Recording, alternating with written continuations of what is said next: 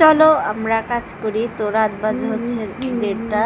তো এখন হচ্ছে আমি ঘর গোছাবো। দেখো চুটকি দিলাম আর কত সুন্দর করে আমার ওয়ার্ডরোবের উপরে সব কিছু গোছানো হয়ে গেল। তো এইদিকে ডাইনিং রুমের খাবারের টেবিলগুলো নোংরা ছিল, আমি চুটকি দিয়ে সব পরিষ্কার করে দিলাম। এখন হচ্ছে গোছাবো হচ্ছে সোফা। তো সোফার বালিশগুলো এইদিকে ওইদিকে এলোমেলো হয়ে পড়ে আছে। তো এখন চুটকি একটা মেরে আমি সোফাগুলো গুছিয়ে নেব। তারপরে চলে যাব হচ্ছে রান্নাঘর গোছানোর জন্য। দেখো কি সুন্দর পরিষ্কার হয়ে গেল। তো রাত বাজে হচ্ছে তোমার 1:30। এই 1:30টার সময় আমি হচ্ছে কাজ করতেছি।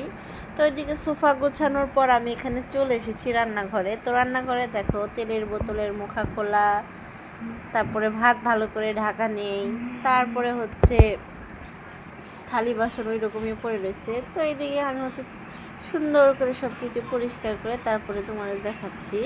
আচ্ছা, ব্লগিং লাইফে মানুষ যা দেখায় তা কিন্তু সত্যি না। তোমরা সবাই ভালো থেকো, বাই।